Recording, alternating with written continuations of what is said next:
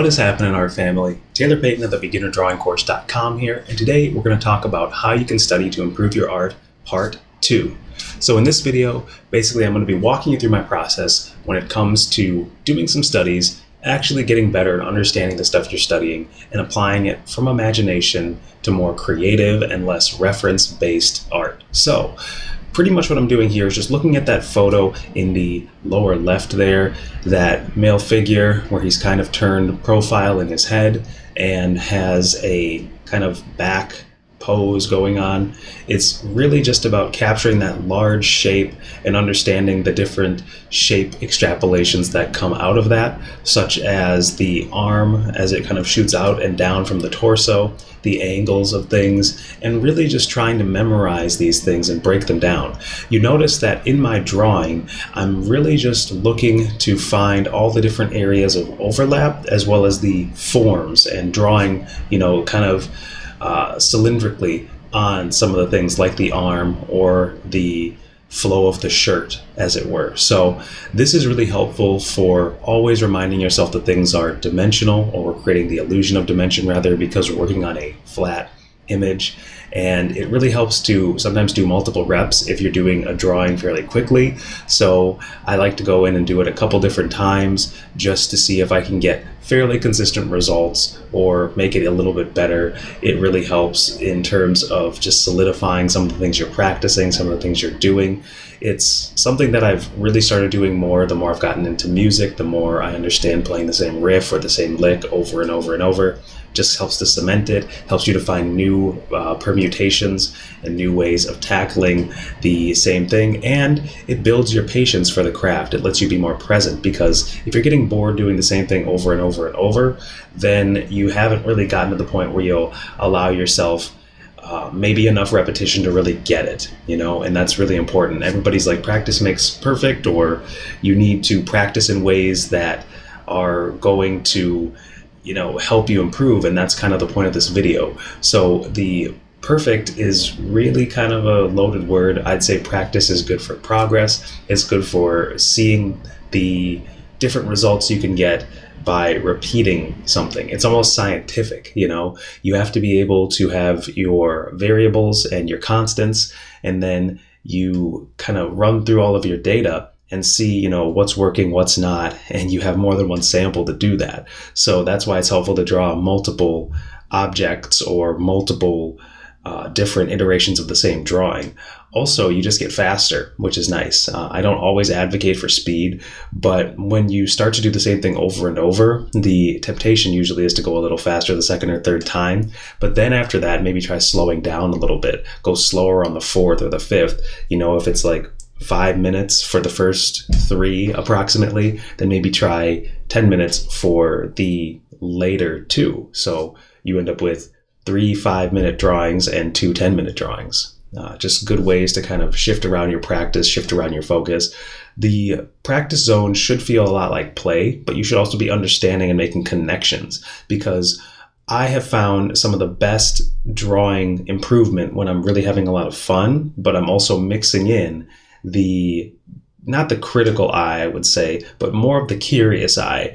If you're being overly critical, oftentimes you're going to create alarm bells in yourself, which may be more stressful than they are helpful. And you kind of start to get in these unhelpful mental states, emotional states that don't take you to the next level when you're trying to create. They just kind of hamper you down. And that's what I kind of talked about in the first video, so I won't touch on that too much here, but you can watch the video before this one and we talk more about the alarm bells going off during the process. It's very important that you watch that video, because we often ascribe it to the wrong thing.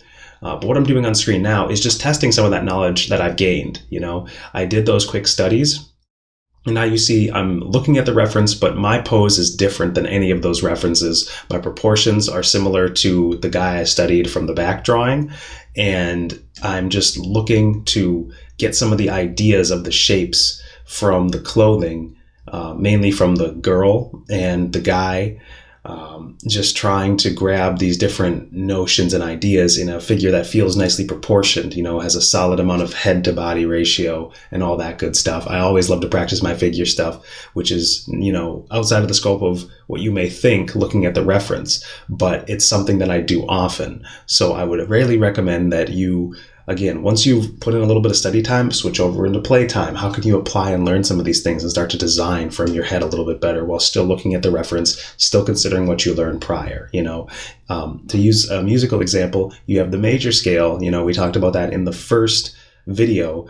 You're not going to just play the major scale up and down in a song, or in a riff. You're going to use the different notes in a different order at different intervals, and it's going to sound like, yes, the basis of it is the major scale, but it's going to be a different melody because you're coming up with a creative solution then by switching and ordering the parts around, playing some of them twice and then moving on to the next one. It's really, really cool and really, really fun. That's where the fun comes in, is coming up with your own creative solutions based on finding the foundation, the bedrock. So what I'm doing now is, again, pretty much the same thing. I'm just switching my color up so I can distinguish it, and it makes it just a little bit more fun. Again, I want to push on that fun factor. I want to push those fun buttons just a little bit, because oftentimes we get caught up in like, oh, I got to study.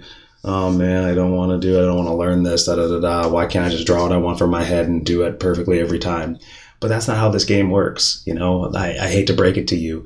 You just got to put in some of this fun time, and just make it as fun as you possibly can. Don't make it rote and boring, because then it will ultimately be a self-fulfilling prophecy. You have to find these ways to make it interesting, like drawing multiple arms on one figure, or doing some really fun mark making up and down the neck there.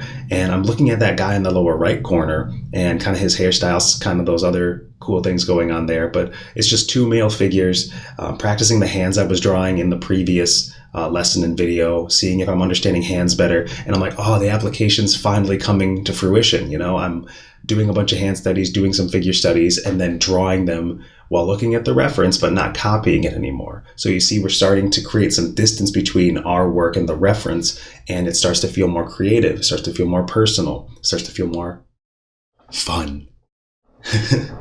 Anyway, so this is where we switch gears a little bit, focusing again on popping from the reference, a little bit more of a study, but working to a degree where I'm kind of copying the design, kind of switching some of the elements up.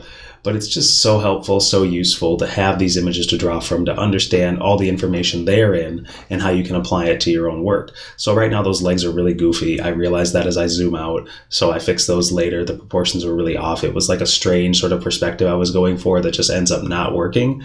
And so I was getting those alarm bells, and I'm like, let's just transform those a little bit. Let's make sure she actually has a torso. It's really not a big deal. You just feel the feeling and then correct it. I'm not copying her exactly. I twisted the pose and the angle a little bit, because you just imagine like a line beneath her feet, and that line can be used to kind of bend around in the 2D space. If you imagined her as a 3D model, it's just a little bit of a rotation, and that's really, really helpful when it comes to drawing from your head, is understanding, just like put a line out or through something and then rotate that line, and everything attached to that line will have a rotation as well. And it's a really good feeling when you can start to do that from your imagination. So I started to do just another pose kind of based on similar design motifs, but differing in pose. I wanted an outfit that felt like a different version of the one that I drew in purple, and I just wanted to do that in orange basically, but mess around with some more of those design ideas in just a different way, but kind of on the same page. It's not the same idea exactly as, doing the same drawing twice, but it's similar ideas. We're in the same family of ideas, still a female, still interesting sort of design shape motifs as far as the outfit goes, but different pose, different color. There's this really unique effect when you start to realize how you can just study, improve, and repeat the process and get more creative as you go and start to get these aha moments left and right. It's what creates this juicy, really engaging aspect of the process. It's what I try to teach in my beginner drawing course. It's what I teach in Simple Anatomy for Artists. It's what I teach in the character drawing course. All of this stuff I've tried to crystallize into these lessons with assignments so that you can start to do this kind of stuff too. A lot of good stuff comes out of it. I just want you to know that there's also more material if you want to take this more sincerely, if you want to engage in more precise learning, more focused learning. But yeah, this is just a quick video showing you some more of the process behind the scenes. This is me playing with triangles and hands to kind of wrap it up, just to make sure I'm still studying hands, kind of cool down from all the figure stuff. That's all for me today, guys. Thank you. Feel free to subscribe. Check out thebeginnerdrawingcourse.com or the description box for more sincere courses to help you in your artistic ascent. And I will see you in the next videos. Take care and happy drawing.